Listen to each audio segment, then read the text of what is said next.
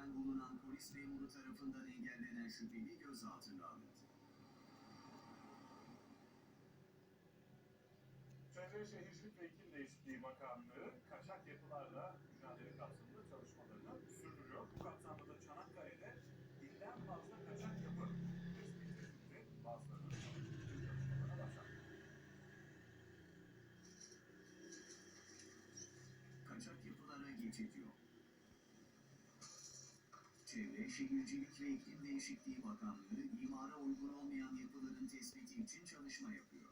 İmar Kanunu'nun 32. maddesine muhalefet yapan ve sit alanlarında olduğu daha çok gözlenen kaçak yapılaşma sahillerde daha yoğun görülüyor. Ekiplerin yaptığı denetimler sonucu kaçak yapılar tek tek tespit ediliyor. Çevre Şehircilik Bakanlığı kaçak yapılaşmaya göz açtırmıyor.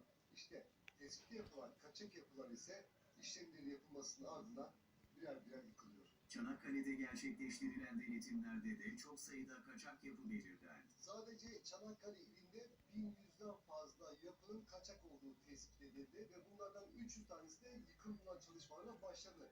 Birçoğunun ise yasal süreçleri yani mahkeme itirazları devam ediyor. Ancak üzerinde tarafından yıkım kararı kesinleşen binalar da tek tek ardı ardına yıkılıyor. Kaçak yapıların yıkımıyla birlikte hem çarpık kentleşme önleniyor hem de ormanlık alanlar korunuyor. Malum dronların artık varlığı her geçen gün artıyor gökyüzünde. Tabii savunma sanayinde de güvenlik güçlerinde de sayıları artıyor. Başkent Ankara'da bulunan bir bilişim firması ise dronlar için bir barınak gibi.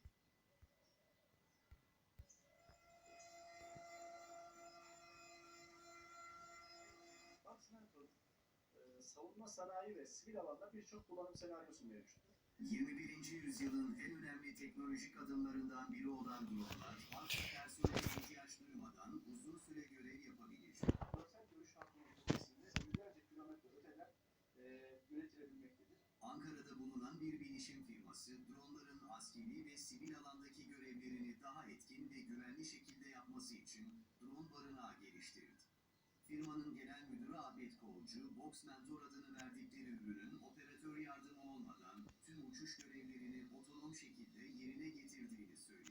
Kutunun içerisinde 3 adet yedek batarya bulunur ve bunlar otonom bir şekilde değiştirilerek yeni göreve hızlı bir şekilde geçilmesi sağlanır. 2024 yılının 6. ayında satışına başlanacak olan drone barınağı, askeri ve sivil görevleri başarıyla yerine getirebilecek. Karakollar, üst bölgeleri, güvenlikli bölgeler ve çeşitli bölgelerin gözlemlenmesinde görevler üstlenmektedir. Güneş enerji santrallerinde panellerin arıza tespitini gerçekleştirebilmektedir. Çocukluk çağımızdan beri unutamadığımız ilişkilerin başında geliyor. Komşuluk ilişkileri iyi günde kötü günde her zaman yanı başımızdaydılar ki mahalle kültüründen bahsediyoruz aslında. Günümüzde Hoşgül gibi. zayıfladı gibi bazı yerlerde yok denecek kadar az. Nedenine bakalım. Şükürler olsun. Valla.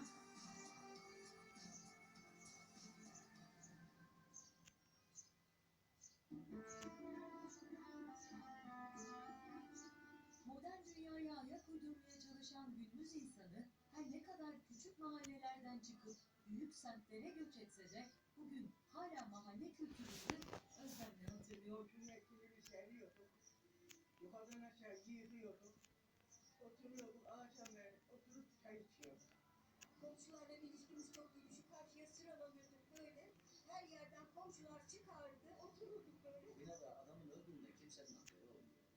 Acı ama bunlar da malum hayatın bir gerçeği. Ama mahalle öyle mi? Değil.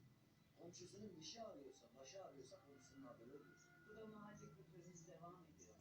Kimin bir sıkıntısı olsa birbirimize koşuyoruz. Evimizde bir şey eksik olsa gidip isteyebiliyoruz. Sadece orta yaş üzerindekiler için değil, çocuklar için de mahalle kelimesi çok şey ifade ediyor.